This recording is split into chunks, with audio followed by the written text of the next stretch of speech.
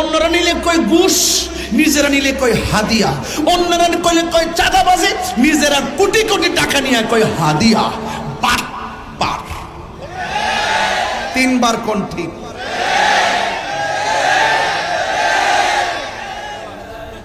Right right. যেই গাদ্দারি ওরা করে, যেই মুনাফিকি ওরা করে, ইচ্ছে করলে আল্লাহ মাছের একটা কাঁটা গলায় লাগায়া রিজিকের দরজায় তালা লাগিয়ে দিতে পারে। দেয় না রহমান তো, দেয় না গাফফার তো, দেয় না রহিম তো, লাস্টে কয় দেয় না কেন ইয়াজাল জালালি ওয়াল ইকরাম। আরো কিছু শুনবেন নাকি আজকে? আরো সামনে যাব। আমার কালকে একটা জানাজা আছে, এই জন্য আমার বন্ধুর আব্বা মারা গেছে।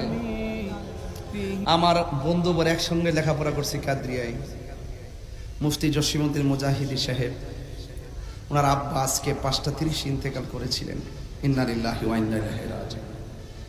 জানাজায় যাওয়ার ইচ্ছা পোষণ করছি, তবে আমার জন্য দোয়া করবেন যেন যেতে পারি। তবে একটি কথা বলতে চাই, মানুষ সৃষ্টি করেছেন আল্লাহ, আবার নিয়ে যাবেন। কেউ আগে, কেউ বলেন না, মায়া করে না, কেউ আগে। আচ্ছা বাবা, ওনার আব্বা আজকে চলে গেছে, দীর্ঘদিন হসপিটালে ছিল। ইচ্ছে করলে কি হসপিটালে তার প্রাণটা যেতে পারতো না?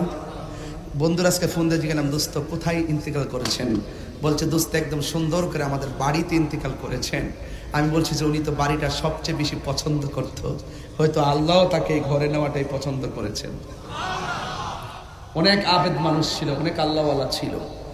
আল্লাহ যেন তার আব্বাকে জান্নাতুল ফিরদাউসের আলা মাকান দান করে। বলেন রহমান আর রহমান, কত সুন্দর নাম, ঠিক না বাবা? অনেক সুন্দর নাম এই রহমান। আমাদের গুনাহ আজকে হাটহাজারি ফতেহাবাদে সেকেন্ডের ভিতরে ক্ষমা করতে পারে কি পারে না? আল্লাহ যদি মাফ করে দেয়, কেউ কি আটকে রাখতে পারবে? ডাব্লিউরা বুঝে না, ডাব্লিউরা বুঝে না, কিন্তু কেমনে টাকা নিতে হয়, কেমনে বাটফারি করতে হয়, কেমনে চিটিং করতে হয়, এগুলো তো আবার সেরা। একজনের সেরা বানাইছিলাম না কয়েকদিন আগে, বেয়াদবিতে সেরা। 3 দিন পরে ক্ষমা চেয়েছে, এবার তার লাইফটা গেছে সারা। এরা যে মিথ্যা কথা বলে আবারও প্রমাণ হলো। আমরা সুন্নিরা গরিব হইতে পারি, আমরা বাটপারি জানি না। আমরা গরিব হইতে পারি, টাকার কাছে ঈমান বিক্রি করি না।